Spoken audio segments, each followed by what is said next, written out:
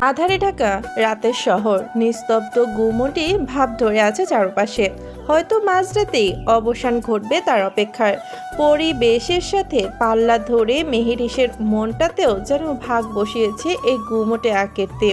তখন পূর্ব তার রুম থেকে খাবারের জন্য বাইরে গেলেও বের হয়নি সেখান থেকে মেহেরিস। আজ এই লোকের সাথে একটা হস্তনস্ত করেই যাবে এখান থেকে সে। এই পণ করে বসে আছে পূর্বের রুমে। তবে এতক্ষণ একটানা বসে থাকতে থাকতে কোমরটাও ব্যথা হওয়ার উপক্রম। তাই একটা সময় পূর্বর সামনের রুমে থাকা বুক সেলফটা থেকে একটা বই নিয়ে পড়া শুরু করেছে সে। বইয়ের নামটা দেখে প্রথমে নাক ছিটকালেও পরবর্তীতে কাহিনীর মধ্যেই ডুবে যায় নিরবচ্ছন্নভাবে। বই পড়ার ফাঁকে ফাঁকে ঘড়ির কাঁটায় চোখ বুলিয়ে কয়েকবার দেখে নিয়েছে মেহেরিস।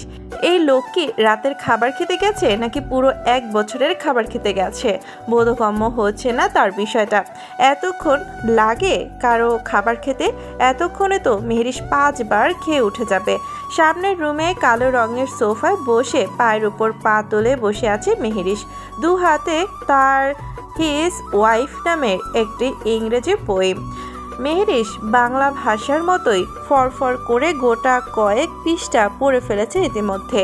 না, এই স্টোরিটা বেশ ইন্টারেস্টিং, তবে একটা বিষয় এখনো মেহেরিস ক্লিয়ারলি বুঝতে পারছে না।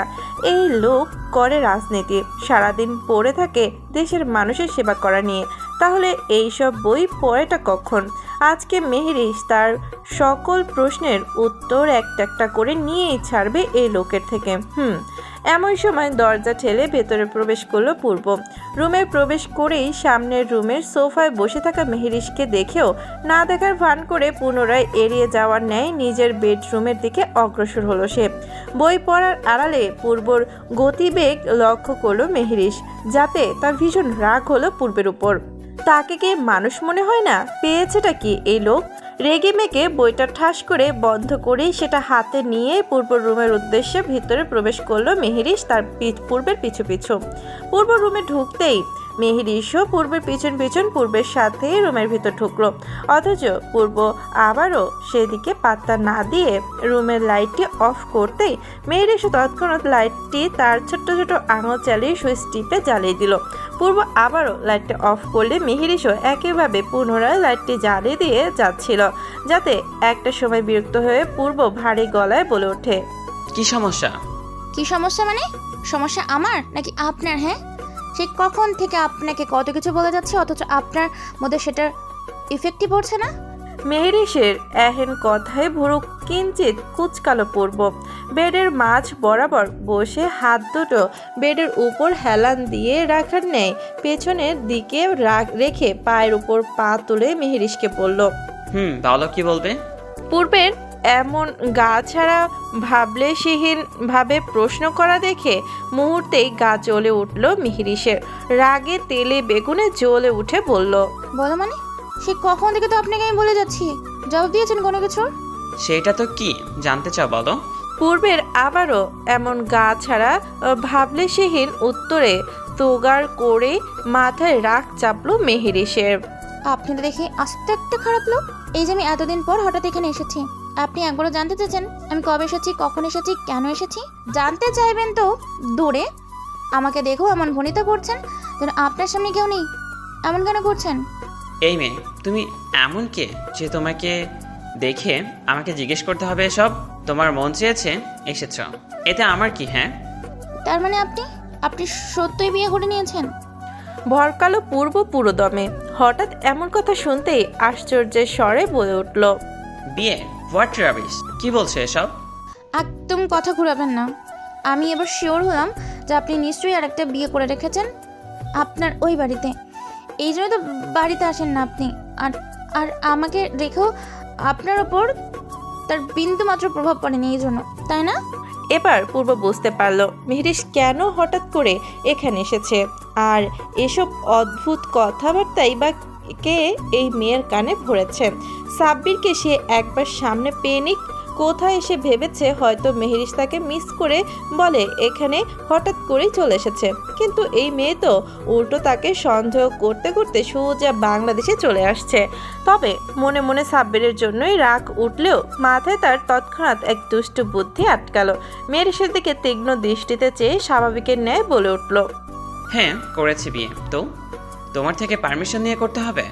মেহেরিসের চোখ দুটো রসগোল্লার মতো বড় বড় হয়ে গেল।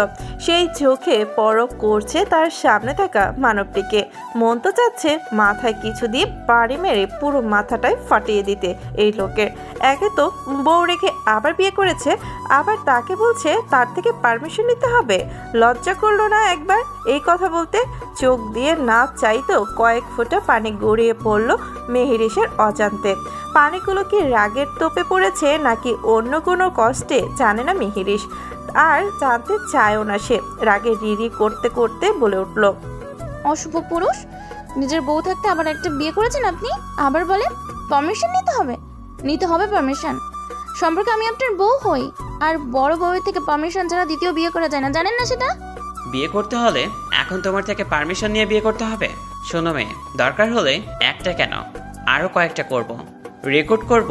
বিয়ে করার তোমার কোনো সমস্যা? এই বয়সে আপনার এতগুলো বিয়ে করার শখ, তাহলে আমাকে বিয়ে করেছেন? হ্যাঁ, আমি কি বলেছিলাম আমাকে বিয়ে করতে? মন চেয়েছে করেছি, বললাম তো। দরকার হলে আরও করব। আর তুমি কি কোনো মতে আমাকে বছরের খোঁটা দিচ্ছ? তুমি জানো চাইলে একসাথে ডজন বউকে একসাথে সামলানোর অ্যাবিলিটি আছে আমার। এখন বেশি কথা না বলে যাও রুম থেকে, ঘুমাবো আমি। বলেই পূর্ব সেখান থেকে উঠতে নিলে আচানক মেহেরিস করে ফেলে আরেক কাণ্ড। দৌড়ে গিয়ে পূর্বের গেঞ্জির কলার সামনের দুটো হাত দিয়ে মুঠো করে শক্ত করে ধরে রাখে সেটা। অতঃপর দাঁত কিরমির করে বলতে থাকে, অসভ্য চরিত্রহীন পুরুষ, এই এতগুলো লাগবে আপনার কেন? হ্যাঁ, আমি ছাড়া আর যদি দ্বিতীয় কোনো মেয়ের নাম মুখে আনিস তো একবারে মেরে দিব।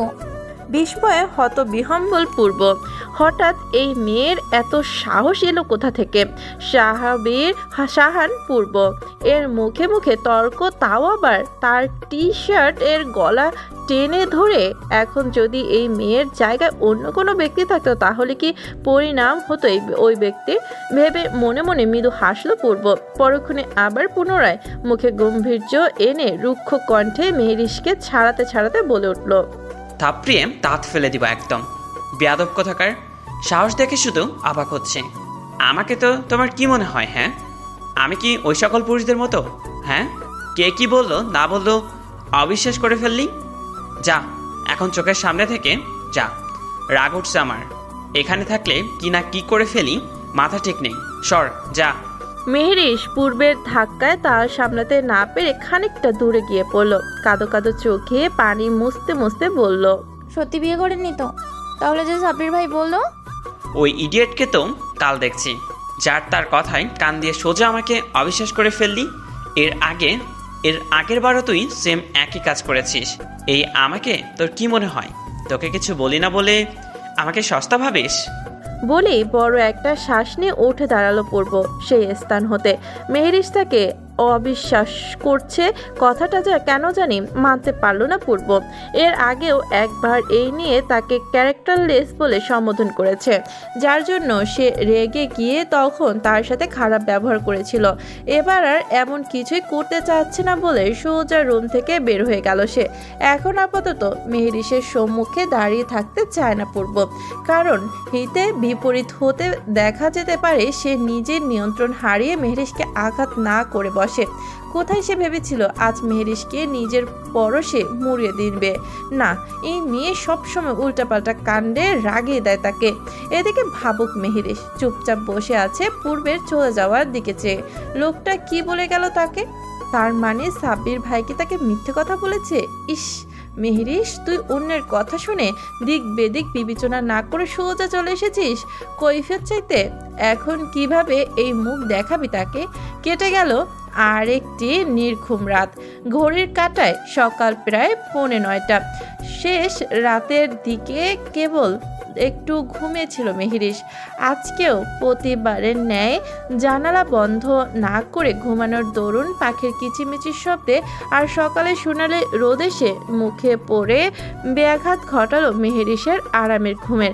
চোখ পিটপিট করে তাকিয়ে কোনো রকম উঠে ক্লান্ত শরীরে বসলো সে। কাল তখন পূর্ব চলে যাওয়ার সাথে সাথেই সেও তার রুমে চলে এসেছিল। নিজের প্রতি জন্মানো অযাচিত মনোভাব নিজের কাছেই নিজেকে নিষ্ক্রিয় করে তুলেছে। কতটা নির্বোধ হলে সে অন্যের কথায় কাউকে সন্দেহ করতে পারে। পূর্বকে সে এতদিন যতটুকু চিনেছে তাতে তার পূর্বকে কোনো মতে ক্যারেক্টারলেস মনে হয়নি। হয়তো সাব্বির দুষ্টুমি করেছিল তার সাথে, আর সে কিনা সেটা সত্যি মনে করে চলে এসেছে এখানে। কিভাবে এই মুখ দেখাবে এখন? একটা বার এরিনা আপুকে জিজ্ঞেস করলেও তো হতো তার। উফ, এত শত ভেবে এখন কাজ নেই। যা হয়েছে হয়েছে। ঘুম থেকে আর মোড়া ভেঙে উঠে কোনো রকম ফ্রেশ হয়ে নিচে চলে গেল সবার উদ্দেশ্যে। নিজের পরিবেশ দেখে কিঞ্চিত অবাকের ন্যায় কৌতূহলী হয়ে তাকিয়ে রইল চারপাশে। আজ যেন মির্জা বাড়িটা একটু বেশি সচল মনে হচ্ছে। আজকে কোনো অনুষ্ঠান বাড়িতে? কই, সে তো জানে না সেটা। তাকে তো এই ব্যাপারে কেউ কিচ্ছু বলেনি। সবাই যার যার কাজে ব্যস্ত। এরিনাকে দেখতে পেল সোফার এক কোণা চুপচাপ বসে ফোন স্ক্রলিং করছে। হন্তদন্ত হয়ে ছুটতে গিয়ে দাঁড়ালো মেহেরিশ এরিনার কাছে। এরিন আপু, আজকে কি বাসায় কোনো অনুষ্ঠান? ফোন রেখে মেহেরিশের দিকে চোখ তুলে তাকালো এরিনা। ভাবুক দৃষ্টিতে মেহেরিশের দিকে গম গমে চোখে তাকিয়ে উত্তরে বলল, তুমি জানো না আজকে কি? দুপাশে মাথা নাড়ল মেহেরিশ। তার মানে না, সে জানে না আজকে এই বাড়িতে কি। যা দেখে এরিনা বলল, আজকে তো ভাইয়ের বার্থডে। যদিও ভাইয়া বাড়িতে সেলিব্রেট করে না এসব, তারপরও আমরা এই দিনটাকে নিজের মতো করে উদযাপন করি। সকাল থেকে মা ভাইয়ের সমস্ত পছন্দের খাবার রান্না করতে ব্যস্ত হয়ে পড়েছে। তৎক্ষণাৎ মেহেরিশের মনে পড়ল, ঠিকই তো, সে তো খেয়াল করেনি এটা। এটা ডিসেম্বরের মাস, আর আজ তো এই লোকের 30 বছরে পা দিল। মনে মনে ভীষণ হাসলো মেহেরিশ পূর্বের বয়স নিয়ে। এই লেক অবশেষে 30-এর ঘরে পা দিয়েই ফেলেছে। অথচ দেখলে মনে হয় না। মানুষ তো ভাববে 24-25 বছরের কোনো ইয়ং যুবক। একবার মন চাইল তারও এই আনন্দের শরিক হতে, কিন্তু পরক্ষণেই নিজের বাচ্চার কথা স্মরণ হতেই চুপসে গেল মেয়েটা। তারও তো খুব ভালোভাবে মনে আছে এই লোক সেদিন তার বার্থডের আগের দিন কিভাবে তাকে ফেলে রেখে চলে এসেছিল। গাছাড়া ভাব নিয়ে এই উদ্দেশ্যহীনভাবে চেয়ে চুপ হয়ে দাঁড়িয়ে রইল মেহেরিশ। উত্তরে আর কিছু বলল না, গিয়ে খাবার টেবিলে বসে খেতে শুরু করলো। তাকে দেখা মাত্রই কিচেন থেকে রেহানা বেগম এবং আলেয়া বেগম এসে খাবার পরিবেশন করে দিতে লাগলো মেহেরিশকে। এখান থেকে খেয়ে নিয়ে চুপচাপ নিজের রুমে বসে থাকবে সে। আজ সারা দিন বের হবে না সে রুম থেকে।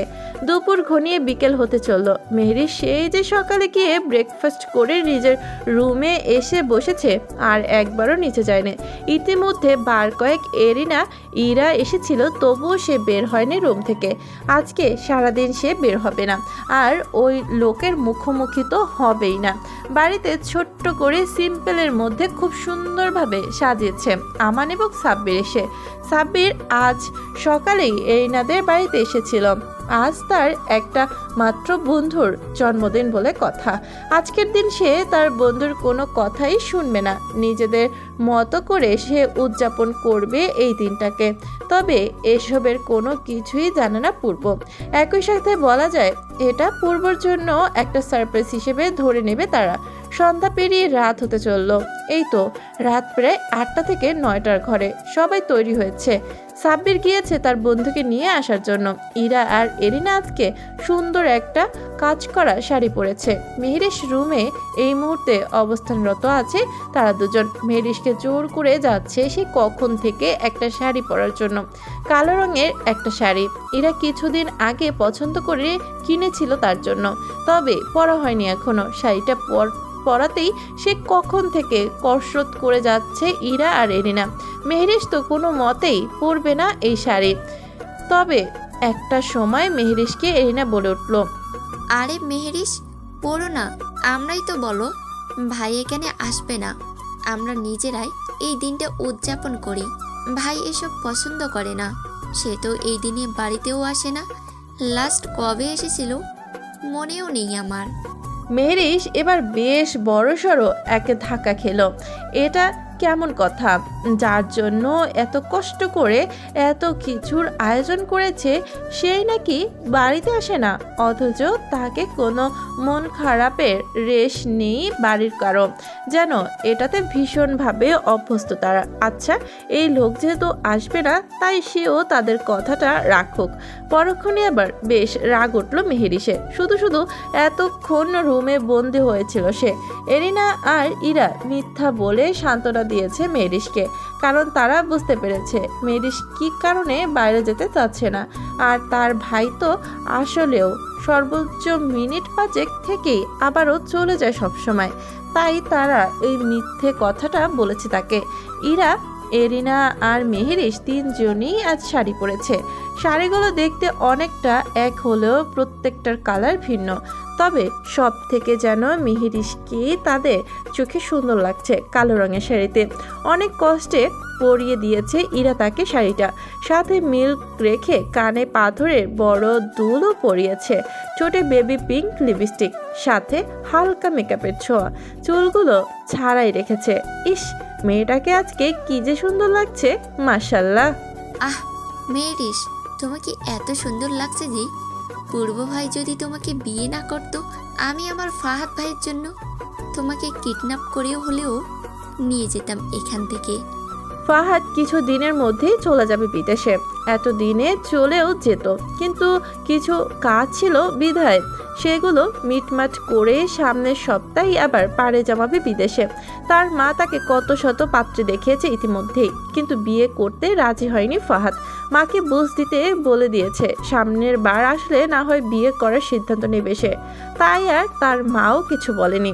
ফাহাদ ভাই আর খালামণি কোথায়? ইরা, এসেছে ওনারা? না, রাস্তায়, তবে চলে আসবে এক্ষুনি। আপু, তোমরা নিচে যাও, আমি আসছি একটু পর। মামির সাথে একটু কথা বলবো। হাসি মুখে বিদেয় হলো এরিনা। এরা মূলত ছাদের উপর এই আয়োজন করেছে সাব্বির আর আমান সারাদিন মিলে। ফাহাদরাও ইতিমধ্যে এসে পড়েছে। মীরা, আয়ানা, ফাহাদ, ইরা, আমান সবাই এখন ছাদের উপর। এইমাত্রই সাব্বির তার বন্ধুকে ধরে বেঁধে নিয়ে এসেছে বাড়িতে। পরনে তার বন্ধুর সেই নর্মাল পোশাক, তবে আজকাল শার্টটা একটু বেশি পড়েছে। তার বন্ধু পাঞ্জাবির পরিবর্তে ব্লু রঙের একটা শার্ট পরেছে, সাথে অফ হোয়াইট রঙের একটা প্যান্ট। শার্টের হাতা দুটো ফ্লোর করা কোণে পর্যন্ত, হাতে সেই দামি ঘড়ি। এই নর্মাল গেটআপেও তার বন্ধুকে বেশ হ্যান্ডসাম লাগছে দেখতে। সাব্বির শত রিকোয়েস্ট করে এক প্রকার জোর করে মির্জা মঞ্জিলে নিয়ে এসেছে পূর্বকে। সে তো আসবেই না, কিন্তু আজকের এই দিনটায় যেন সাব্বির হয়ে যায় পূর্বর কোনো কথাই শোনে না ছেলেটা এই দিনটাতে। এর আগের বার সাব্বির টাইফয়েড জ্বরে আক্রান্ত থাকার দরুন আগের বারের জন্মদিনটা পূর্বকে নিয়ে উদযাপন করা হয়নি তার, আর সে আনেনি দেখে পূর্ব আর আসেনি নিজ বাড়িতে। রাহিমা বেগম কত করে বলেছিলেন, কিন্তু পূর্ব কি আদৌ কারো কথা শোনার মতন ছেলে? নিজের মন যা চায় তাই করবে সে সব সময়। ছাদের উপর বেশ জাঁকজমকপূর্ণ করেই সাজানো হয়েছে মাঝারি সাইজের একটা টেবিলের উপর রাখা গোল চকলেট কেক, যার উপর সুন্দর করে ছোট ছোট অক্ষরে লেখা হ্যাপি বার্থডে এপি সাহেব। সেখানে এনে দাঁড় করিয়েছে সাব্বির পূর্বকে।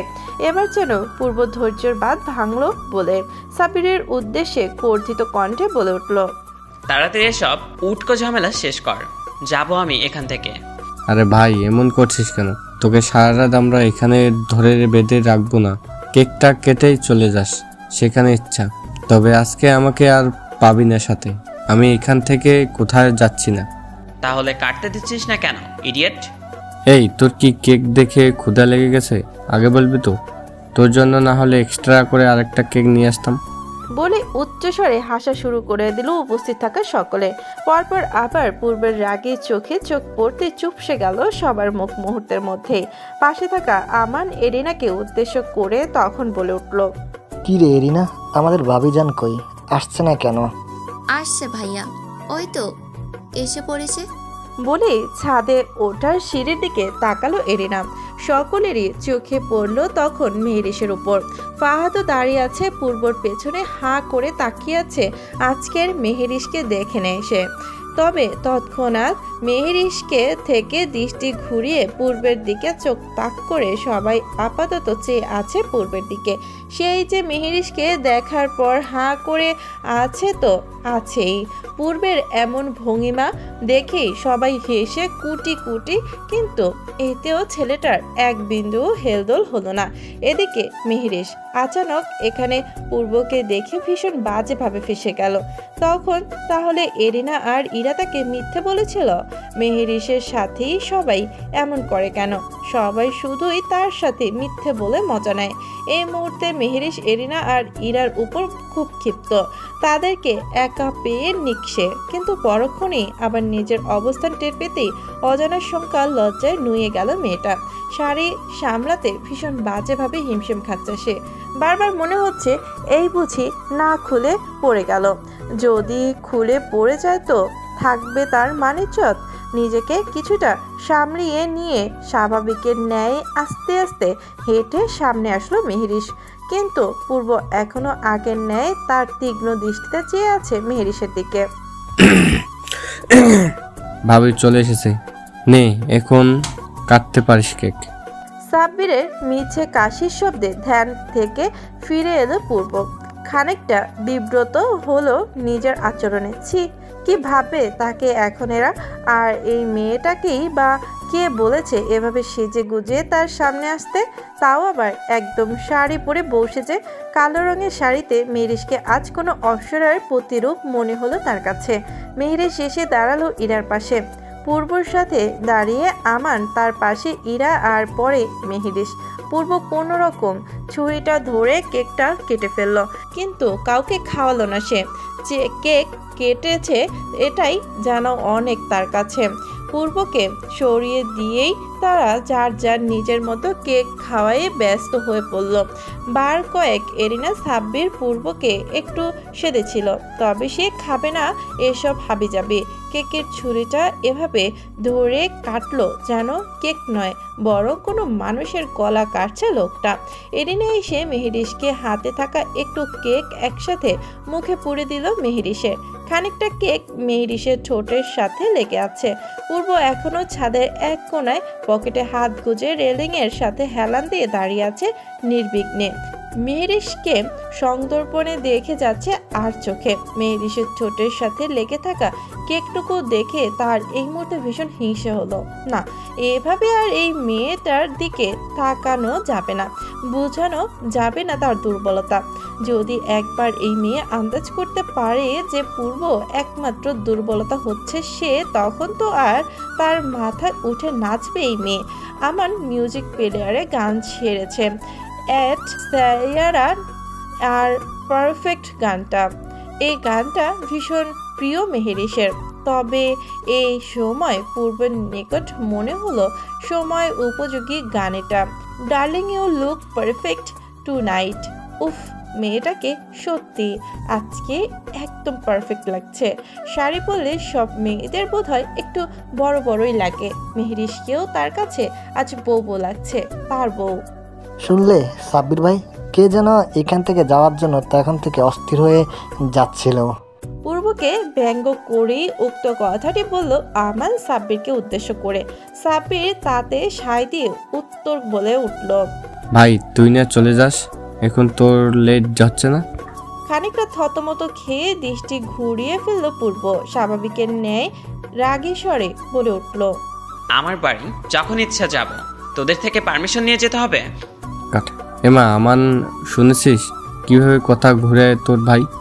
নিজের বাড়ি বলে খোঁটা দিচ্ছে আমাদের, অথচ নিজ বাড়িতেই তাকে আর কত কষ্ট করে হাত পায়ে ধরে নিয়ে এসেছি জানিস? আহা সাব্বির ভাই, ও তুমি বুঝবে না। দেখো, এমন দিনও খুব শীঘ্রই আসবে। তুমি তোমার ফ্রেন্ডকে হাত পা ধরেও বেডরুমের থেকে বার করতে পারবে না। ফাহাদ দাঁড়িয়ে আছে অপর পাশে, তার দৃষ্টি মেহেরিসের ওপর নিবদ্ধ আজ। সাব্বিরদের কথা তোয়াক্কা না করে আড়ালে ফাহাদের দিকে চেয়ে যখন চোখ পড়ল ফাহাদ তার বউয়ের দিকে এখনো নির্লিপ্ত চেয়ে, তখন রাগ উঠল পূর্বর। ফাহাদের প্রতি নয়, কেন জানি মেহেরিসের প্রতি রাগ উঠল তার। এই মেয়েকে এত সেজে গুজে কে আসতে বলেছে এখানে? মেহেরিস, আয়ানা, ইরা আর এরিনা একসাথে দাঁড়িয়ে কি যেন বলছে আর জোরে জোরে হাসছে। এর মাঝেই আয়ানা ফোন দিয়ে তাদের তিনজনের একসাথে বেশ কয়েকটা ছবি তুলে নিল। ফাহাদকে চুপচাপ একা দাঁড়িয়ে থাকতে দেখে এরিনা তাকে উদ্দেশ্য করে ডেকে পড়ল। আরে ফাহাদ ভাই, ওখানে একা দাঁড়িয়ে আছো কেন? এখানে আসো। এই সুযোগটারই অপেক্ষায় ছিল ফাহাদ। এরিনার নামে ডাকা মাত্রই তরজলদি সেখানে হাজির ফাহাদ। খানিকটা মেহেরিসের দিকে ঘেঁষে দাঁড়ালো সে। তো ফাহাদ ভাই, আমাদের ভাবি আনবা কবে? এভাবে একা একা আর কত থাকবে বলো? দেখো এখানে সবাই কিন্তু মিঙ্গেল, শুধু তুমি ছাড়া। এখন যদি একটা ভাবি থাকতো পুরো টিম কমপ্লিট হয়ে যেত। এরিনার কথাটা কেন যেন ভালো লাগলো না ফাহাদের নিকট। মুখে মৃদু হাসির রেখা এনে মেহেরিসের দিকে তাকিয়ে উত্তরে বলল। এদিকে সাব্বির আর আমান ঘিরে ধরেছে পূর্বকে। সেই কখন থেকে যা খুশি বলে যাচ্ছে ছেলেটাকে, অথচ আজ যেন তাতে কোনো ভুরুক্ষেপ নেই পূর্বর। হ্যাঁ, বছরে এই একটা মাত্র দিনেই পূর্ব তাদেরকে কোনো বাধা দেয় না। ভাই, আমাকে অভিনন্দন জানাবি না? মামা হতে যাচ্ছিস তুই। আহা সাব্বির ভাই, তুমি কাকে কি বলছো? বাবা হওয়ার বয়সে কেউ যদি মামা হয় তাহলে তার মনের অবস্থাটা বোঝো কেমন থাকে। তোমার বন্ধুর দুঃখ তুমি বুঝলে না এখনো। উল্টা কাটা গায়ে নুনের ছিটা দিয়ে বাকি কথাটুকু শেষ করতে পারল না আমান। তার ভাইয়ের রক্তলাল চোখ দেখে মাঝপথে থেমে গেল ওখানে। তবে সাব্বির আজকে যেন পণ করে নিয়েছে, আজ সে পূর্বকে ভয় পাবে না। তাই তো হাসতে হাসতে বলে উঠল। আমাদের পূর্বকে নিয়ে সন্দেহ রাখিস না আমান। তুই তো আর জানিস না। জানি তো আমি ইচ্ছে করলে একসাথে 10-12টার বাপ হওয়ার ক্ষমতা রাখে সে। বলে উচ্চ স্বরে হেসে উঠল আমান আর সাব্বির। তবে পূর্বর এদিকে যেন কোনো ইন্টারেস্ট নেই। সে তো মেহেরিস আর তার পাশে দাঁড়িয়ে থাকা ফাহাদকে দেখে যাচ্ছে। এই মেয়েটা কি নিয়ে এত হাসাহাসি করছে, প্রচণ্ড রাগ উঠছে তার। যা দেখে সাব্বির এবার তার বন্ধুকে লক্ষ্য করে বলে উঠল। ভাই কুল কুল, তোরই আছে, চলে যাচ্ছে না। এমন সময় আয়ানা এসে দাঁড়ালো সাব্বির আর আমানের সম্মুখে। দাঁড়িয়ে রিনরিনের স্বরে বলে উঠল। আমান ভাই, আর তোমাকে ইরিনা আপু ডাকছে। কেন? ইরিনা আপু বলছে আমাদের সবাইকে বাইরে ঘুরতে নিয়ে যেতে। ফাহাদ ভাই রাজি হয়েছে, তাই আমাকে তোমাদের ডাকতে পাঠিয়েছে ইরিনা আপু। দুজনে তাকালো পূর্বর দিকে, কিন্তু এই ছেলের মনের ভিতর কি চলছে পর্যবেক্ষণ করা দায়। সাব্বির আমানকে সান্ত্বনা দিয়ে বলল, তুমি যাও, আমরা আছি। আয়ানাও ঠিক যেভাবে এসেছিল সেভাবে চলে গেল সেখান থেকে।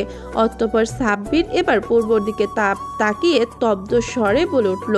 তুই যাবি? চোখ তুলে তাকালো পূর্ব, সোজা সাপটা নিরেট কণ্ঠে বলে উঠল।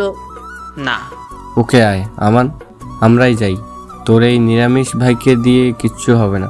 যেখানে যা সমস্যা নেই, তবে আমার বউকে রেখে যা। ছাদের এক কোণায় জড়সড় হয়ে দাঁড়িয়ে আছে মেহেরিস। পূর্ব তার খানিকটা দূরে দাঁড়িয়ে আছে নির্বিঘ্নে, হাতের উপর হাত আড়াআড়ি ভাবে বুকের উপর রেখে দাঁড়িয়ে আছে পূর্ব। দৃষ্টি তার মেহেরিসের উপর নিবদ্ধ, যেন এই মুহূর্তে মেহেরিসকে দেখায় তার সব থেকে গুরুত্বপূর্ণ কাজ। তবে মেহেরিস শাড়ির আঁচল আঙুলে পেঁচাচ্ছে আর মনে মনে গালে দিচ্ছে বাকি সবাইকে। তাকে এখানে একা কিভাবে রেখে যেতে পারলো সবাই? একটু মায়া হলো না তার জন্য? কাছে আসো। হঠাৎ পুরুষালী কণ্ঠে ধ্যান থেকে ছিটকে বের হয়ে আসলো মেহেরিস। এমন নিরিবিলি পরিবেশে আকস্মিক পূর্বের এমন কণ্ঠস্বর গা কেঁপে উঠল তার উপর আবার তারা দুজন একা। শাড়ি পরা না হলে বোধহয় মেহেরিস এতক্ষণে দৌড়িয়ে পালাতো এখান থেকে। কাল রাতের করা কার্যকলাপ সব চোখের সামনে ভেসে উঠছে তার। শুনতে পাওনি? আসতে বলছি। এবার আগের ন্যায় ধমকে বলে উঠল কথাটি পূর্ব। মেহরিশ না চাইতেও কয়েক কদম এগিয়ে গিয়ে দাঁড়ালো পূর্বের নিকট, তবে মুখ তুলে তাকাচ্ছে না ভুলেও। নিচের দিকে দৃষ্টি তার। শাড়ি পরিয়ে দিয়েছে কে? নিচের দিকে চেয়ে মেহরিশ উপরে আমতা আমতা করে বলতে লাগলো, এরাপু, আমি পড়তে চাইনি, জোর করে পড়িয়েছে আমাকে। তুমি জানো শাড়ি পরলে তোমাকে কেমন দেখতে লাগে? নিচের দিকে তাকে মেহরিশ বলে উঠল, না। একদম বাজে দেখতে, ভীষণ বাজে। আর কখনো আমার পারমিশন ছাড়া এইসব পরবে না, মনে থাকবে? বাধ্য মেয়ের মতোই দুই পাশে মাথা নাড়ল মেহরিশ, কিন্তু মনে মনে সে পূর্বকে ইচ্ছে মতো ধুয়ে দিচ্ছে। যা ইচ্ছে পড়বে, তাতে তোর কি বেটা? কিন্তু মুখ ফুটে কিচ্ছু বলার সাহস নেই, আপাতত নেই তার। গুড। তো আজকে আমার বার্থডে, জানতে সেটা? আর নাম না মানে হ্যাঁ। তো গিফট কোথায় আমার? ইতস্তত বোধ হলো মেহরিশের, ভীষণ লজ্জা পেল খানিকটা। সে কি জানতো নাকি এই লোক আজ বাসায় আসবে? তাকে তো মিথ্যা বলে এখানে আনা হয়েছে, আর গিফটের কথা তাকে কেউ তো কিছুই বলেনি। আর এভাবেই বা সরাসরি গিফট চেয়ে কেউ কাউকে লজ্জা দেয় নাকি? সেদে সেদে গিফট চাইতে আসে ছ্যাচরা কোথাকার। কি হলো, কিছু জিজ্ঞাসা করেছে? আমি আসলে জানতাম না, তবে আগামীকাল কিনে দিব গিফট আপনাকে, প্রমিস। বার্থডে আজকে, গিফট দিবে আগামীকাল? এইভাবে গিফট ছাড়া খালি হাতে বার্থডে খেতে চলে এসেছ? এবার বেশ লজ্জায় পেল মেহরিশ, রাগও উঠেছে নিজের প্রতি। কেন যে আসতে গেল ওদের কথা এখানে? আর কখনোই মেহরিশ ওদের কারোরই কথাই বিশ্বাস করবে না বলেই পণ করলো। বললাম তো জানতাম না। এমন করছেন কেন? কি লাগবে বলেন, আগামীকালই কিনে দিব আমি। আমার যা লাগবে তা পুরো দুনিয়া ঘেটেও কিনতে পাওয়া যাবে না। তাহলে কি চাই আপনার? রেলিং ছেড়ে এগিয়ে এসে দাঁড়ালো পূর্ব, পকেটে তো হাত গুজে ভাবলেশহীন ভাবে মেহরিশের সামনে দাঁড়িয়ে। মেহরিশের দিকে কিঞ্চিত ঝুঁকে ঘোর লাগা কণ্ঠে বলে উঠল, আপাতত এই মুহূর্তে তোমাকে দিবে আমায়। বলেই আর একটু কাছে ঝুঁকতে নিলেই হঠাৎ কারো কাশির শব্দে থতমত খেয়ে ওঠে পূর্ব। পেছনে দাঁড়িয়ে আমান, দৃষ্টি তার পূর্ব আর মেহরিশের দিকে। পূর্ব তৎক্ষণাৎ তার বড় বড় অগ্নিযুগল আমানের দিকে তাক করলেই আমান রেলিংয়ের উপর থেকে তার ফোনটা নিতে নিতে আমতা আমতা করে বলে উঠল, ফোন নিতে এসেছি ভাই, বলে রেখে চলে গিয়েছিলাম। আমান ভাই, আমাকেও সাথে করে নিয়ে যান প্লিজ। মেহরিশের মুখে আকস্মিক এহেন কথায় আমান একবার মেহরিশের দিকে চেয়ে পুনরায় দৃষ্টি নিক্ষেপ করলো তার ভাইয়ের রাগান্বিত চেহারার দিকে। সে যে ভুল সময় এখানে এন্ট্রি নিয়েছে বোধগম্য হতেই ভাইয়ের ভয় ঢুকে গিলল ছেলেটা। মিনিস, তুমি বাইরের সাথে যেও, আমাদের গাড়িতে জায়গায় নেই। বলেই যথাসম্ভব সেই স্থান ত্যাগ করলো আমান। এখান থেকে গেলেই বোধহয় প্রাণ বাঁচে ছেলেটার, না হলে তার ভাইয়ের চোখ দেখে তো মনে হয়েছে বুঝি চোখ দিয়ে ভস্ম করে দিবে তাকে। আবার পরক্ষণেই হেসে উঠল আনমনে। জলদি নিচে গিয়ে এই খবরটা সবার মাঝে পাচার না করা পর্যন্ত শান্তি হবে না তার মন। পূর্ব আমান যাওয়ার সাথে সাথে মেহরিশের দিকে তাকিয়ে তীক্ষ্ণ দৃষ্টিতে রাস ভারী স্বরে বলে উঠল, চলো। কোথায়?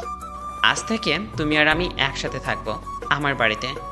এবার দেখি আমার কাছ থেকে আর কিভাবে নিজেকে দূরে সরিয়ে রাখো। মানে কোন বাড়ির কথা বলছেন? আমি তো বাড়িতেই আছি। ইডিয়েট, বেশি পক পক না করে আসতে বলছি, আসো ফাস্ট। মেহরিশ আর কথা বাড়ালো না। এই লোকের কথা বলা মানে নিজের পায়ে নিজে কুড়াল মারা।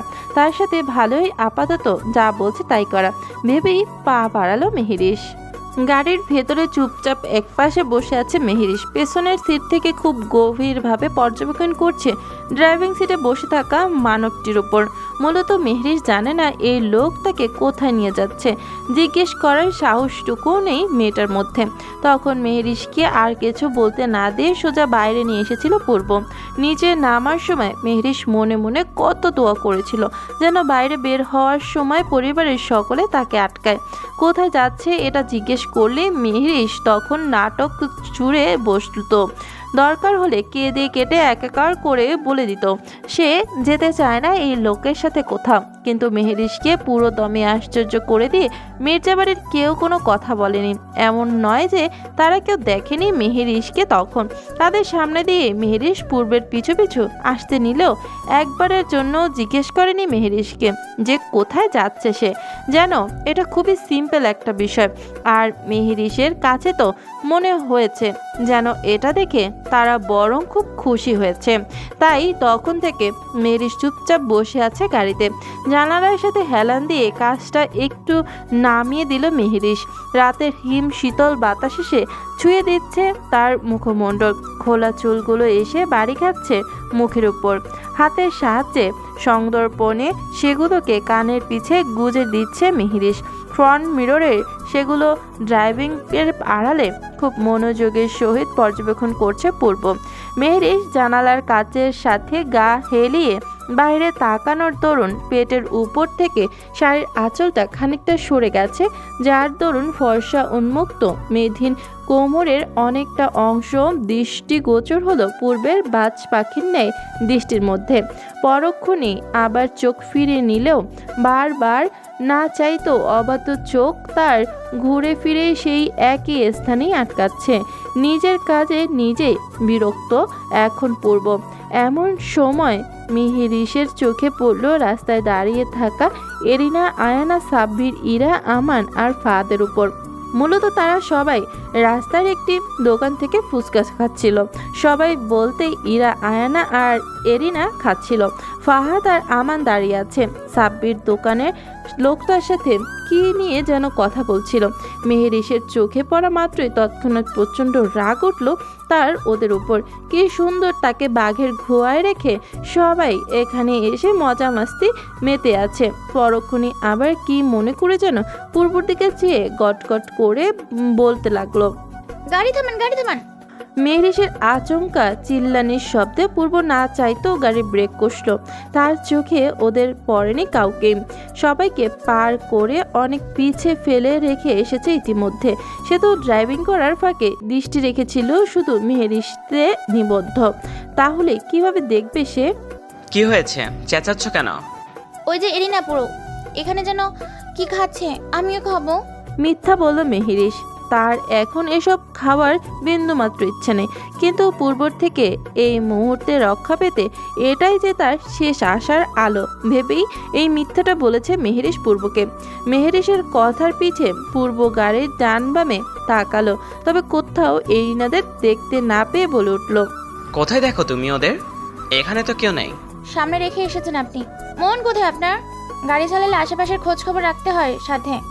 পেছন ঘুরে তাকালো পূর্ব। তার বড় বড় চোখ তুলে মেহেরিশের দিকে নিক্ষেপ করে। মন কোথায়? মন তো এতক্ষণ তার উপর নিবদ্ধ ছিল। এখন কে বুঝাবে সেটাই মেয়েকে? গাড়িটা কিঞ্চিত পেছনে ঘুরিয়ে নিয়ে গেল পূর্ব। রাস্তার পাশে ছোট্ট টঙের দোকানে বসা সবাই। তবে এই মুহূর্তে এখানে সবাইকে দেখতে পেয়ে খুশি হতে পারল না পূর্ব। তার আর তার বউয়ের পার্সোনাল টাইমের মধ্যে সবাই উপস্থিত বেশ রাগালো তাকে। এদের না দেখলে হয়তো এতক্ষণ বাড়িতেই পৌঁছে যেত তারা। এই তো আর মিনিট পাঁচেক এর পরেই পূর্বর ক্লাব। নিজেকে ধাতস্থ করে নিল পূর্ব। স্টিয়ারিং চেপে বসে আছে সেখানে, তবে গাড়ি চলছে না। আমি যাই তাহলে। সর্বোচ্চ 5 মিনিট। আর শাড়ি ঠিক করে নাও। মেহেরিশ পূর্বের এহেন ধমকের ন্যায় কথার কর্ণপাত করল না। এখান থেকে যেতে পারলেই বাঁচে সে। দু হাতের সাহায্যে নিজের শাড়ি ঠিক করে নেমে গেল মেহেরিশ গাড়ি থেকে। মেহেরিশ গাড়ি থেকে নামতেই পূর্ব জোরে এক শ্বাস নিল। যেন এতক্ষণ অনেক কষ্টে নিজেকে দমিয়ে রেখেছে ছেলেটা, এখন যেন হাঁপ ছেড়ে বাঁচল। এই মুহূর্তে মেহেরিশের উপস্থিতি কল্পনা করতে পারেনি তারা সকলে। মেহেরিশকে এভাবে তোড়জোড় করে আসতে দেখে কিঞ্চিত ভাবুক দৃষ্টিতে এরিনা বলে উঠল, আরে মেহেরিশ, তুমি এখানে? অতঃপর একটু দূরে নিজের ভাইয়ের ব্ল্যাক মার্সিডিজটা দেখে বুঝতে পারল এরিনা সহ সকলে। এরিনার পেছন থেকে সাব্বির বলে উঠল, তো কি খাবেন ভাবি সাহেবা? সাব্বিরের মতো এত বড় একটা মানুষের মুখে ভাবি ডাক শুনে খানিকটা ইতস্তত বোধ কাজ করলো মেহেরিশের মধ্যে।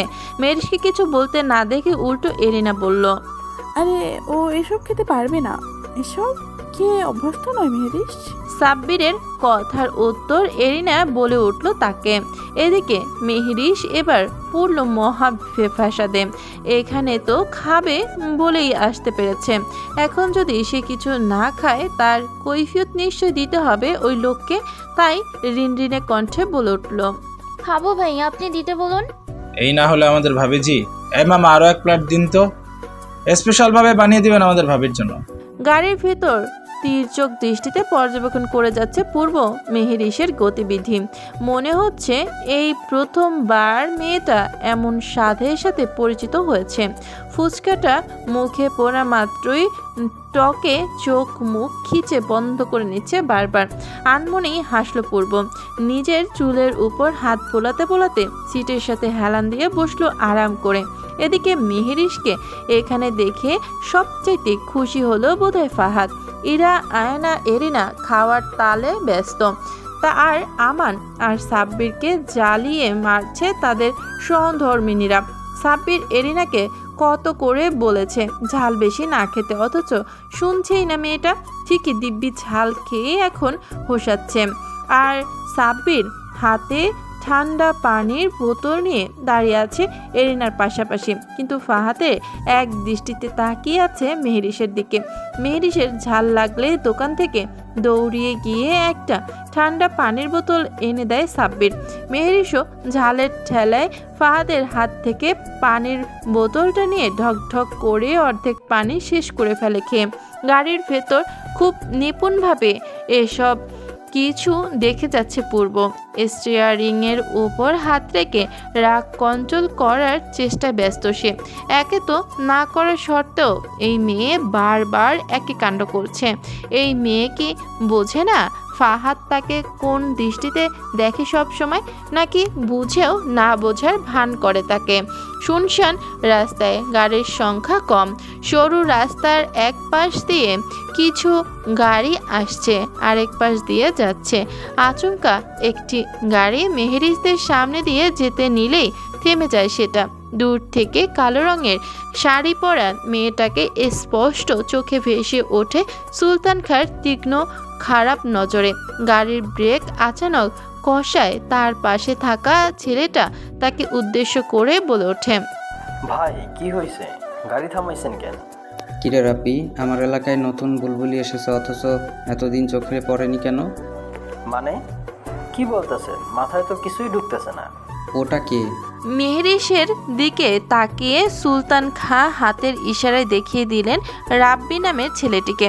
পরক্ষণেই সাব্বির চোখ পড়ল সুলতান খাঁর ইশারাকৃত স্থানটিতে। আমান সাব্বির সামনের দিকে ঘুরেছিল বিধায় তাদের চেহারা দেখতে পায়নি সুলতান খাঁ আর তার চামচা রাব্বি। ভাই গিয়ে দেখে আসবো। যা তো, জলদি যা। বসের আদেশ পাওয়া মাত্রই গাড়ি থেকে নেমে দাঁড়ালো রাব্বি নামের ছেলেটা। পরক্ষণে কিছু চোখে পড়ার ন্যায় দ্রুত আবার গাড়িতে ধরফর করে উঠে বসলো। কিরে, তোরে না যাইতে কইলাম? ভাই পূর্ব ভাই। কই দেখছস তুই পূর্বরে? পিছনে হের গাড়ি থামানো।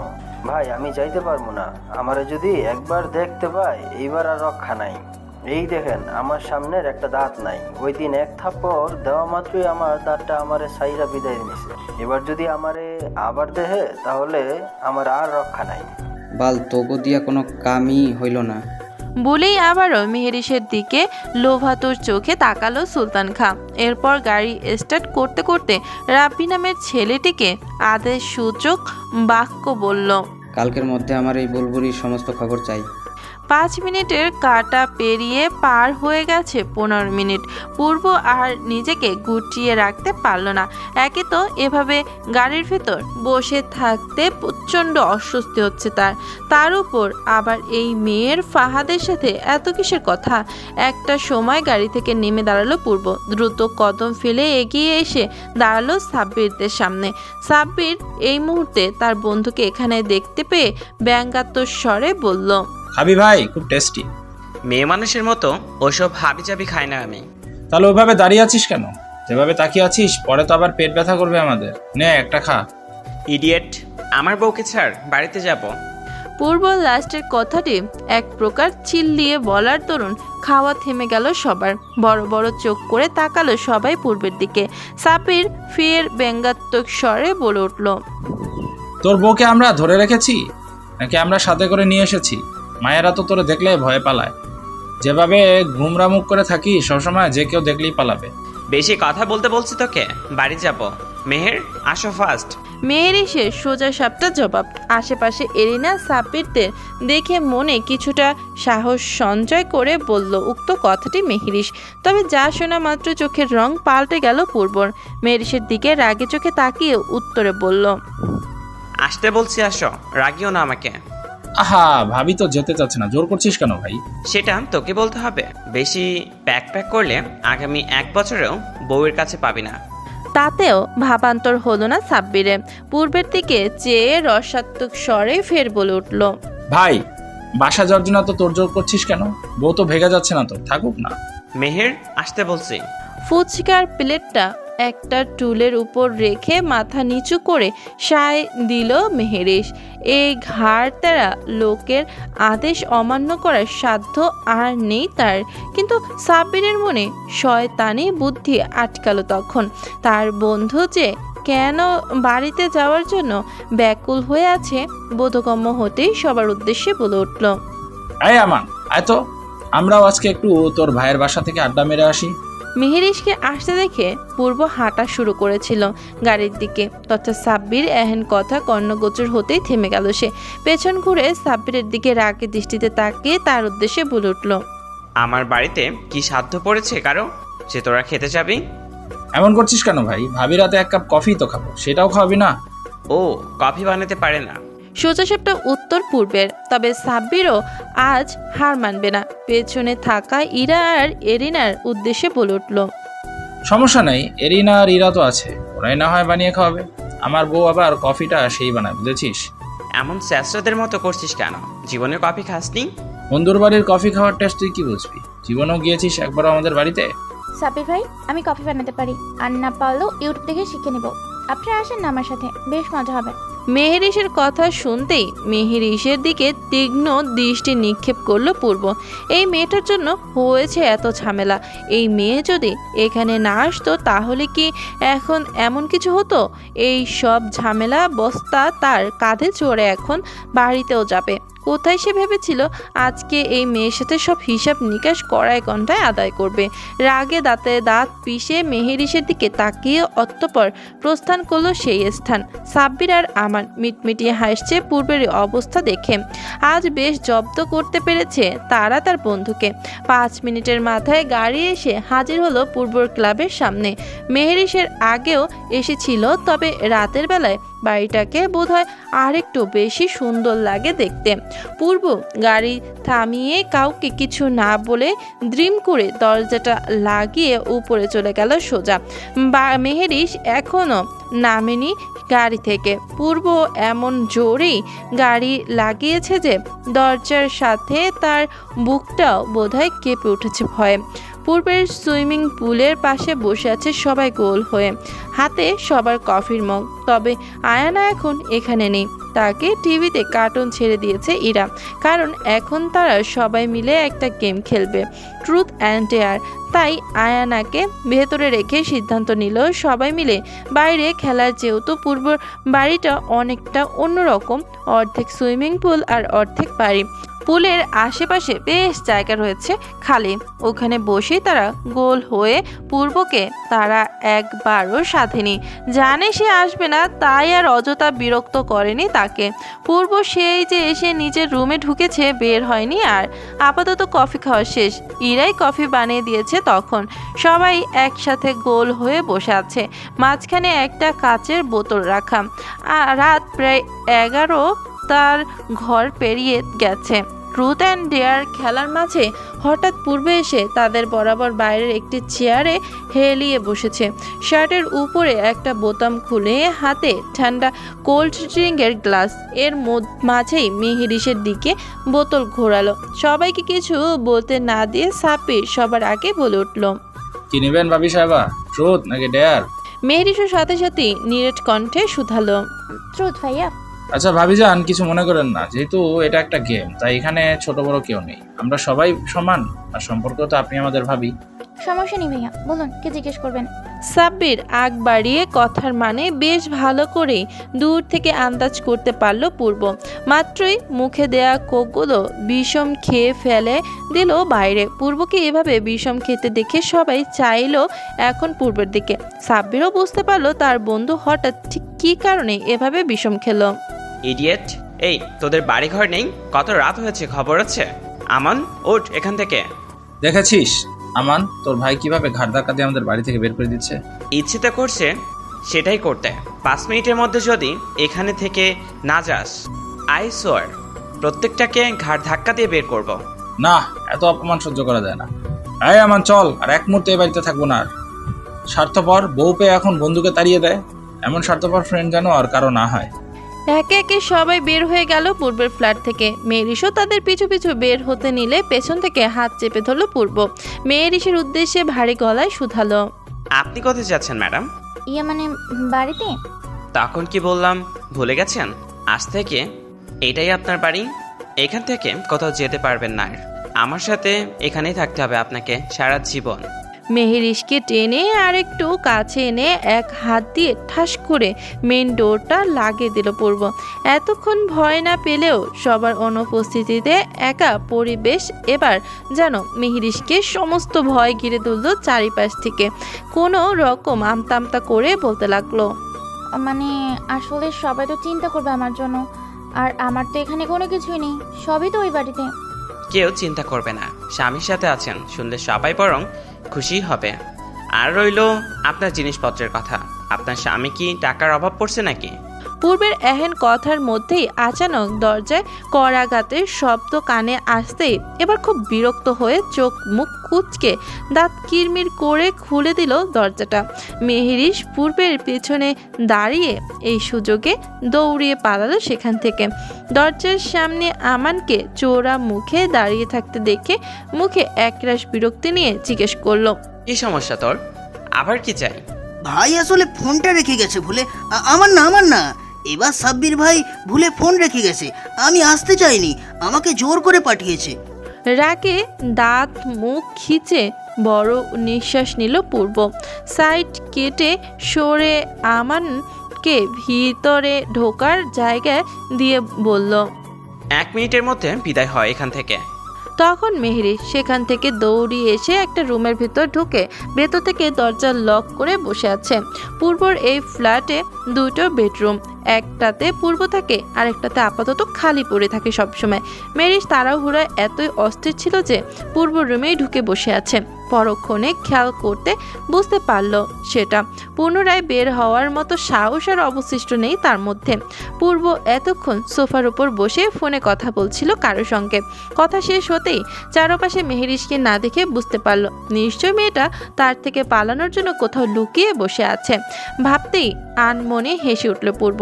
আর সে তাদের মধ্যে এমন দূরত্ব চায় না, সেজন্যই তো বউকে নিজ বাড়িতে নিয়ে এসেছে সে। নিজেকে আর দূরে সরিয়ে রাখবে না, আর তা না তো বউকে দূরে সরতে দিবে। এখন কিসের বাধা তাদের? বিবাহিত স্বামী স্ত্রী দুজন, তার মধ্যে তার বউ তো বেশ কিছুদিন আগেই 18 পেরিয়েছে। তাহলে আর কেন ছাড় দিবে সে তার বউকে? তার অনুভূতি সে এবার বোঝাবে তার ছোট্ট বউটাকে। মুখে নয় বরং কাজের মাধ্যমেই বুঝাবে তার ভালোবাসার পরিণাম। বসা থেকে উঠে দাঁড়ালো পূর্ব। নিজের রুমে যাওয়ার উদ্দেশ্যে পা বাড়াতেই বুঝতে পারল তার বউ শেষমেশ পালাতে গিয়ে তার নিজের রুমেই আশ্রয় নিয়েছে। স্বাভাবিকের ন্যায় দরজায় টোকা দিল সে। ওপেন না ডোর মেহের। এবার যেন মেহেরিশের আত্মাটা শুকিয়ে কাঠ হয়ে গেল বলে ঠিক এই ভয়টার অপেক্ষায় ছিল সে এতক্ষণ। এখন কি হবে, কিভাবে আড়াল করে রাখবে নিজেকে? আর Meher, I said open the door. আমাকে রাগিও না, তাহলে আজকে কান্না করেও সার পাবে না। না, মেহেরিশ আর নিজের মধ্যে সাহস বজায় রাখতে সক্ষম হলো না সে। সহসা উঠে দাঁড়ালো। পরপর আস্তে আস্তে কদম ফেলে দরজা খুলতে আচানক তাকে জড়িয়ে দেয়ালের সাথে লাগিয়ে ঘিরে ধরলো পূর্ব। যেন এতক্ষণ তার দরজা খোলার অপেক্ষায় ছিল সামনে থাকা লোকটা। এখন কি করবে মেহরিশ? আর কোথায় বা পালাবে সে এখন? এই পুরো বাড়িতে তারা দুজনই আছে, আর তো কেউ নেই এখানে। মেহরিশ মনে করছে হয়তো পূর্ব সেদিন রাতে করা তার ব্যবহারে ক্ষিপ্ত হয়ে তাকে আটকে রেখেছে এখানে। এত পালাই পালাই করো কেন সবসময়? মেহরিশের দিকে ঝুঁকে কথা বলার নিঃশ্বাস ভারী খাচ্ছে মেহরিশের মুখ হয়ভাবে। মেহরিশকে বেশ বশ করার জন্য বোধহয় এটাই যথেষ্ট। কোনো রকম কাইকুই করে নিরিনের স্বরে উত্তর দিল, পালাতে দিচ্ছেন কোথায়? অনেক পালিয়েছেন এতদিন, আর নয়। অভ্যাস করে নেন, এতে আপনার জন্যই ভালো। এখন জানতো স্বামীর জন্য রাতের খাবার রান্না করে নিয়ে আসেন। যান যান, ক্ষুধা পেয়েছে অনেক। পুরোদমে ভরকালো মেহরিশ। তাহলে এই ছিল ওই লোকের মনে, তাকে এখানে রেখে এভাবে অত্যাচার করা।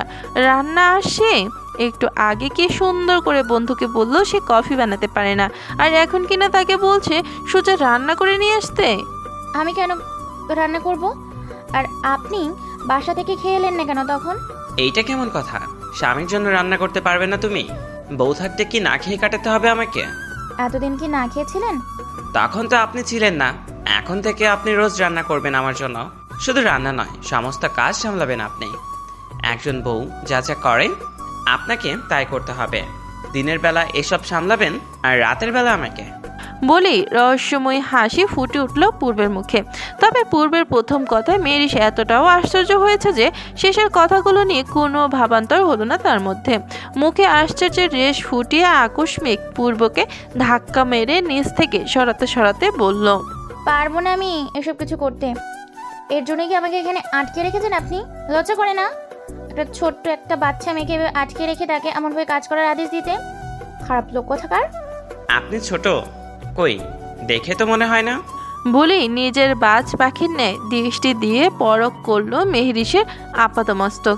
পূর্বের এহেন তাকানোর মানে বুঝতে পেরে নিজেকে যথাসম্ভব ঢেকে নিল মেহরিশ শাড়ির আঁচল দিয়ে। তাও না বোঝার ভান করে আমতামতা করে বলল, মানে আপনাকে দেখে কোনো অংশে ছোটই মনে হচ্ছে না। তার ওপর আবার শাড়ি পরলে নিজেকে যেভাবে ফুটিয়ে রেখেছেন, তাতে তো আর কোনো নতুন বউয়ের থেকে কম মনে হচ্ছে না। আমি শাড়ি পরতে চাইনি, বুঝেছেন? আমাকে জোর করে পরিয়ে দিয়েছে। এক কথা কত বড় বলবো? আর আমি যদি জানতাম আপনি আসবেন, তাহলে তো রুম থেকে বেরোতাম না আমি। কিঞ্চিত ভুরু কুচকিয়ে তাকালো পূর্ব মেহরিশের দিকে। মেয়েটা তার থেকে ছাড়া পাওয়ার জন্য উচ্ছ্বাস করছে সে কখন থেকে। অতঃপর তব্দ স্বরে বলল, কেন? আমি কি আপনাকে খেয়ে ফেলবো? বলেই সরে দাঁড়ালো মেহরিশের থেকে পূর্ব। হাতে টাওয়াল নিয়ে মেহরিশের উদ্দেশ্যে বলল, আপনার হাতে দুটো অপশন আছে, আমার জন্য খাবার রান্না করা, আর নয়তো। বলে চোখ টিপ মেরে সেখান থেকে সোজা ওয়াশরুমে চলে গেল পূর্ব। মেহরিশ ভ্যাবাচাকা খেল। এই লোক তো দেখে ভারী অসভ্য। ছি, তাকে কি বুঝিয়ে গেল লোকটা?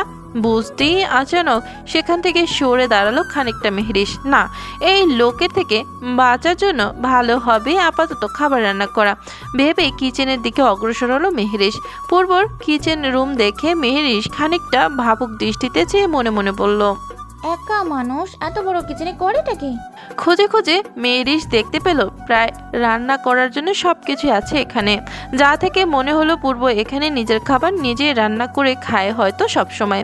আচ্ছা, সে যখন রান্নাটা করবে কি না, তো সে কিছু কিছু রান্না করতে আদৌ জানে, আর না তো ওই লোক বলেছে তাকে কি রান্না করতে হবে।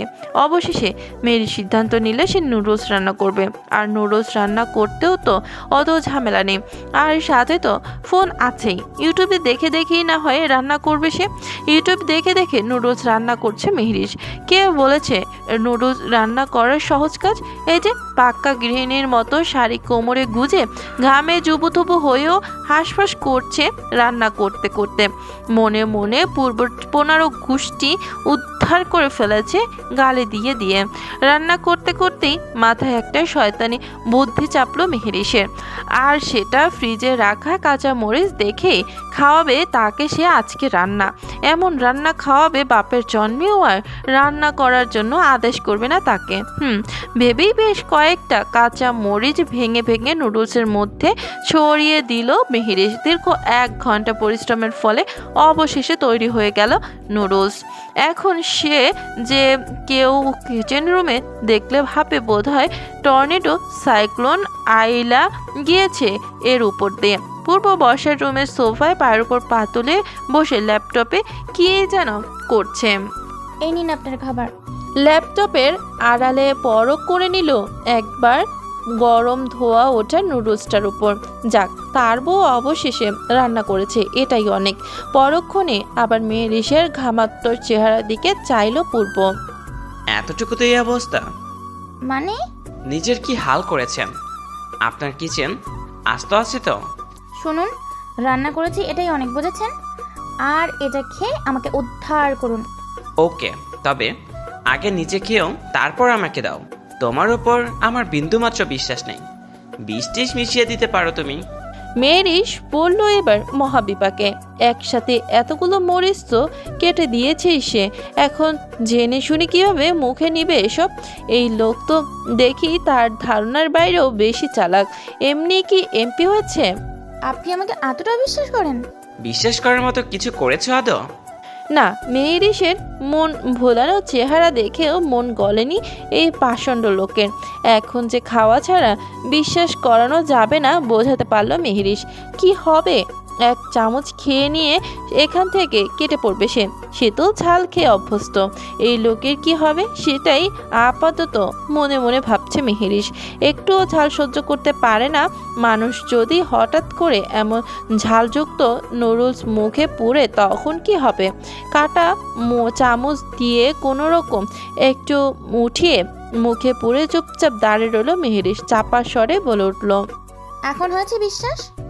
দাও দেখি বউয়ের হাতের রান্নার স্বাদ কেমন। বেটা খ, একবার খেলে সারা জীবনের জন্য রান্নার নাম মুখে আনবি না আমি। 1 চামচ 2 চামচ করে মুখে নুডলস দিল পূর্ব, কিন্তু পূর্বের কোনো রকম রিয়াক্ট না দেখে কিঞ্চিত অবাক হলো মেহেরিশ। কি হলো? 1 চামচ খেয়েই তো বেহাল অবস্থা হওয়ার কথা, সেখানে চুপচাপ খেয়ে যাচ্ছে, অথচ না তাকে কিছু বলছে আর না খাওয়া থামাচ্ছে। পরক্ষণে পুরো নুডলস শেষ করে উঠে দাঁড়ালো পূর্ব। কোনো রকম হেলদোলে দাঁড়ালো সে। ফর্সা মুখটা মুহূর্তেই লাল হয়ে উঠল। চোখ দিয়ে যেন রক্ত ঝরছে, নাকে পানিও এসে পড়েছে। একটু পর পর নাক টেনে নিচ্ছে সে, অথচ তারপরও একটু শব্দ করছে না সে। আর না তো মেহেরিশের উপর চেঁচাচ্ছে বা মেহেরিশকে বিভ্রান্তিতে ফেলে দিল। অনুশোচনা বোধ হয়ে মেহেরিশের ভীষণ। কাজটা সে মোটেও ঠিক করেনি। জলদি করে ফ্রিজ থেকে ঠান্ডা পানি আনার উদ্দেশ্যে ছুটল সে। তবে পানি এনে সেখানে আর পূর্বকে না দেখতে পেয়ে মনে মনে ঘাবড়ালো মেহেরিশ। কোথায় গেল লোকটা? আশেপাশে তাকিয়ে দেখতে পেল না তাকে। নিজ রুমের ওয়াশরুমে এসে চোখে মুখে পানি ছেটাচ্ছে পূর্ব, যার কারণে পূর্বের পরনে অফ হোয়াইট রঙের শার্টের বুকের কাছে ভিজে লেপ্টে আছে শরীরের সাথে। তাতেও ঝাল কমছে না আর না তো রাগ। পূর্ব তখন মেহেরিশকে আড়াল থেকে দেখছিল, মরিচ দিতে ইচ্ছা মতো। তবে দেখেও কিছু না বলে সোজা চলে এসেছিল সেখান থেকে। সে হয়তো ভেবেছিল পূর্ব খাওয়ার সময় মেহেরিশ তাকে আটকাবে, খেতে বারণ করবে, কিন্তু এই মেয়ে তাকে একটা বারের জন্য না করেনি। তাই তখন রাগের তোপে চুপচাপ সেগুলো খেয়ে সোজা রুমে চলে এসেছে সে।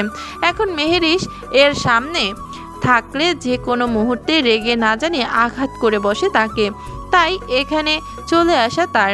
তবে ঠিক তখনই মেহেরিশও পূর্বের পিছু পিছু ঠান্ডা পানির বোতল আর চিনির বয়ম নিয়ে ওয়াশরুমের সামনে দাঁড়িয়ে দরজায় নক করতে বুঝতে পারলো দরজাটা আসলে খোলা।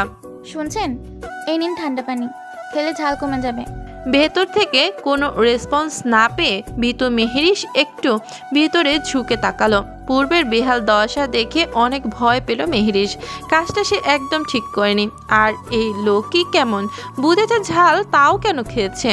এত জিদ কেন থাকবে একটা মানুষের? দৌড়িয়ে গিয়ে ভেতরে ঢুকলো মেহেরিশ। পানের বোতলটা এগিয়ে দিতে দিতে পূর্বের উদ্দেশ্য করে অনুনয় স্বরে বলল, সরি, আমি আসলেই বুঝতে পারিনি। আর আপনি কেন ফেলে দিলেন না কেন? প্লিজ আমাকে ক্ষমা করে দিন। বলেই পানির বোতলটা এগিয়ে দিল পূর্বের সম্মুখে। মেহরিশের থেকে পানির বোতলটা কেড়ে নিয়ে ঠাস করে ফ্লোরে ছুঁড়ে ফেললো পূর্ব। তারপর মেহরিশকে হ্যাচকা টান দিয়ে ওয়াশরুমে দেয়ালের সাথে লাগিয়ে মেহরিশকে আর কিছু বলার সুযোগ না দিয়ে মত্ত হলো মেহরিশের অধরের ভাঁজে। আকস্মিক ঘটনায় তাল সামলাতে না পেরে মেহরিশ আকস্মিক নিজের শাড়ির দুপাশে দুই হাত দিয়ে শক্ত করে আঁকড়ে ধরল। আজ সে পূর্বকে না সরাচ্ছে আর না কোনো বাধা দিচ্ছে। একটা সময় পূর্বর এখন বেসামাল আচরণে নিজেকে আর আয়ত্তে রাখতে বাধ্য হলো মেহরিশ। পূর্বের সাথে এবার সেও সায় দিয়ে এক হাতে খামচে ধরলো পূর্বের ঘাড় ছুঁয়ে বরাবর চুল আরেকটা পূর্বের পেছনে শার্টের পেছনে। অফ হোয়াইট শার্টটা পানিতে ভিজে শরীরের সাথে লেপ্টে থাকার দরুন ফর্সা বলিষ্ঠ দেহটা অনেকটাই দৃশ্যমান। এদিকে পূর্ব মেহরিশের থেকেই এমন রেসপন্স পেয়ে যেন আরও উন্মাদ হয়ে উঠল। শাড়ির আঁচল ভেদ করে নিজের এক হাত দিয়ে চেপে ধরল মেহরিশের পান পাতার ন্যায় চিকন কোমর টেনে আরও কাছে এনে চেপে ধরল নিজের সাথে। এভাবে পার হলো অনেকটা সময়। মেহরিশ হাঁপিয়ে উঠল। থামার নাম নেই পূর্বের। ঠোঁট ছেড়ে গলায় মুখ নামিয়ে আনলো সে। ছোট ছোট অজস্র চুমুতে ভরে দিতে লাগলো মেহরিশের গলায়। তারপর আবার সেই তিলটার উপর নজর পড়েছে, মুখ ডোবালো সেখানে। সমস্ত শরীরে অজানা শিহরণে শীতল স্রোত বয়ে গেল মেহরিশের। হঠাৎ কিছু মনে পড়তেই নিজে লজ্জায় আতঙ্কে পূর্বকে সরাতে চাইল সে। তবে পূর্বের সাথে কি তার মতো সাধারণ একটা মেয়ে পেরে উঠবে কখনো? নিজের কাছে ডিস্টার্ব হওয়া মুখ তুলে চোখের সামনে ঝুঁকে পড়ল। কি সমস্যা? লজ্জায় মাথা নুয়ে ফেললো মেহরিশ। কি করে বলবে সে নিজের মেয়েলি সমস্যার কথা? অতঃপর চুপ থাকায় সেও মনে করে উত্তরে আর কিছু বলল না। এদিকে পূর্ব পুনরায় মত্ত হলো মেহরিশের গলায়। একটা সময় মেহরিশের গলা থেকে শাড়ির আঁচলটা ফেলে দিতে নিলেই তৎক্ষণাৎ সেটা এক হাত দিয়ে ধরে ফেলে মেহরিশ। নিজের কাছে পুনরায় বাধা দিতে দেখে এবার বেশ বিরক্ত হলো পূর্ব। স্তব্ধ স্বরে ফিসফিস করে বলল, মেহের, ডিস্টার্ব করছো কেন? কি সমস্যা? কি করে বলবি মেহরিশ? তবে কোনো রকম গলা ভিজিয়ে নিয়ে পূর্বকে দূরে সরানোর ন্যায় ঠেলে বলে উঠল, বের হব আমি, ছাড়ুন। আজ কোনো ছাড়াছাড়ি নেই, অনেক ছাড় দিয়েছি আপনাকে। বলে মেহরিশে নিজের কাঁধে দেয়া পুনরায় শাড়ির আঁচলটা ধরতে নিলেই মেহরিশ আবারও পুনরায় আটকিয়ে গমগমে স্বরে বলে ওঠে, বুঝতে পারছেন না কেন? আমার সব ভালো লাগছে না, বিরক্ত লাগছে, সরুন। এই একটা কথাই যথেষ্ট ছিল পূর্বকে রাগাতে। এই মুহূর্তে এসে যদি তার বউ এই কথা বলে তাহলে তার রাগ ওঠাটাই কি স্বাভাবিক নয়? রাগে রিরি করতে করতে বলল, দুদিনেই মন ভরে গেছে, আমার কি আর ভাল লাগে না তোর? তারপর মেহরিশকে ধাক্কা দিয়ে সরিয়ে বলে উঠল, যা চোখের সামনে থেকে সর। আজ আর আমার চোখের সামনে আসিস না নিজের ভালো চাইলে। না হলে তোর ভালো লাগা খারাপ লাগা ইভেন কেঁদে দুনিয়া ভাসিয়ে দিলেও আজ ছাড় পাবি না। যা।